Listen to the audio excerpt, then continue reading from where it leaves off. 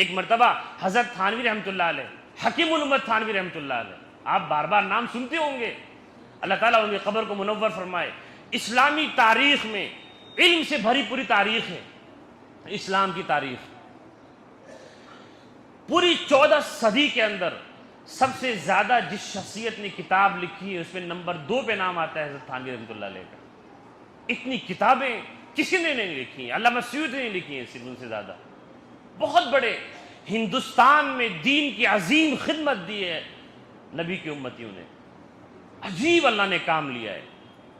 حضرت تھانوی رحمۃ اللہ علیہ مطلب لاہور گئے، ملک تقسیم نہیں ہوا تھا، پورا ہندوستان سے تھا، یہاں سے لے کر کابل تک۔ وہاں گئے لاہور میں، تو لاہور شہر بہت بڑا ہے اور جگمگ جگمگ کرتی لائٹیں تھی، حضرت علاج کے لیے گئے ہوئے تھے، تو شہر بظاہر بہت خوبصورت نظر آ رہا تھا، جیسے ممبئی اور جیسے لندن کی بلڈنگیں چمک رہی ہیں، کتنا لوگوں کو اچھا لگتا ہے، مرین ڈرائیو پہ جا کے بیٹھتے ہیں لوگ۔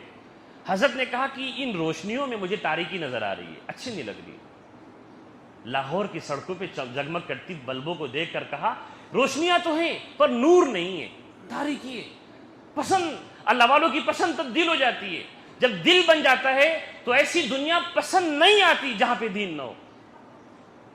حضور پاک نے فرمایا صلی اللہ علیہ وسلم، جس مجلس میں اللہ کا تذکرہ نہ ہو وہ مجلس ملعون ہے، برکت سے خالی ہے، اس لیے ہر مجلس کو سبحان اللہ کہہ کے ختم کرو اگر دین کی بات نہیں ہو پائی تو لوگوں دنیا کے پیچھے مت بھاگیے، اسی کی مشق کرانے کے لیے رمضان کا مہینہ آیا ہے۔ آپ کو ایسا لگتا ہوگا کتنا پیسہ دنیا خزانے کھول چکی ہے اپنے، لوگ کروڑ پتی بنے جا رہے ہیں، ہر آدمی کروڑ پتی بننے کی کوشش میں، پر بے چینی بہت زیادہ ہے۔ اسی سال کی رپورٹ بتاؤں آپ کو، فروری کی آکسفیم کی رپورٹ ہے، 80 کروڑ لوگ روزانہ بھوکے سو رہے ہیں۔ دنیا میں ملیاردیر بلینر لوگوں کی تعداد بڑھ چکی ہے بہت زیادہ۔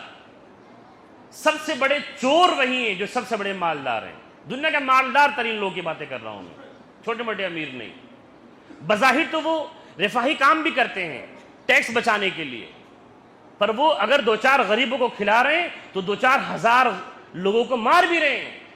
دھوکے سے بری ہے دنیا۔ اللہ فرماتے ہیں لا یغرنکم باللہ الغرور، اے ایمان والو تمہیں یہ دھوکے باز دنیا دھوکے میں نہ ڈالے، یہ جگمگ کرتی دنیا کے چکر میں نہ پڑیے۔ آپ اللہ سے تعلق کو مضبوط کیجئے اور دکان اور مکان کے چکر میں اتنا ہی لگیے کہ دین کا نقصان نہ ہو۔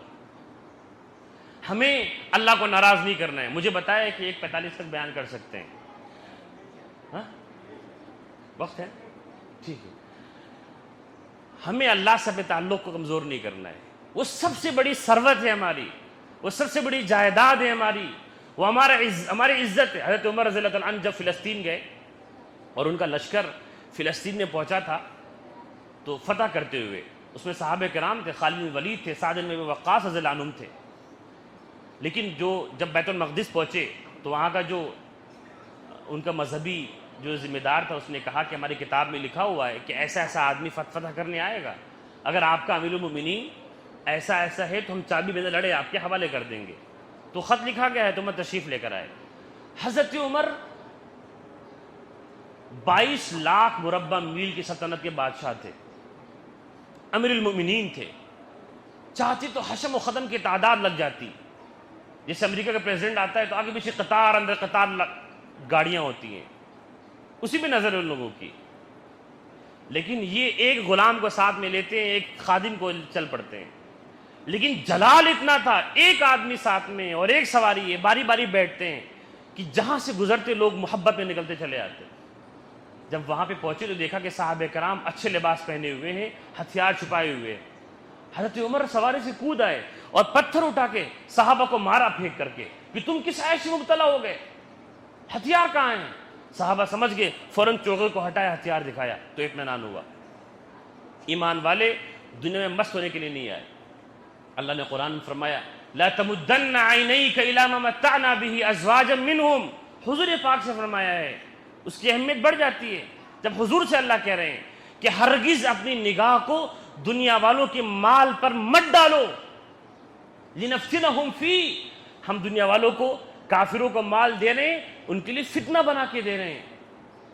اللہ فرماتے ہیں لا تعجبک اموالہم ولا اولادہم، ان کا مال، ان کی اولاد، ان کا لاؤ لشکر تمہیں پسند نہیں آنا چاہیے، تم دھوکہ نہ کھانا کہ یہ بڑے خوشحال لوگ ہیں.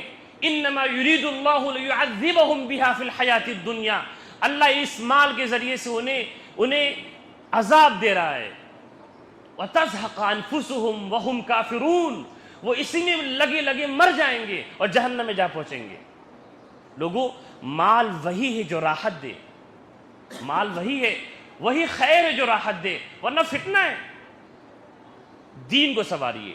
کتنے گناہ ہو رہے ہیں، راستے پہ نکلو مسلم آبادی ہے، لڑکیاں بے پردہ، اب تو غیر محرم سے نگاہ کوئی نیچی نہیں کر رہا ہے. یہ ہماری ہی بچیاں تو ہیں، مسلم گھروں کی کیوں نہیں روک رہے ہیں لوگ؟ شریعت پہ جمنا پڑے گا آپ کو، تب آپ کامیاب ہوں گے، ورنہ اللہ کی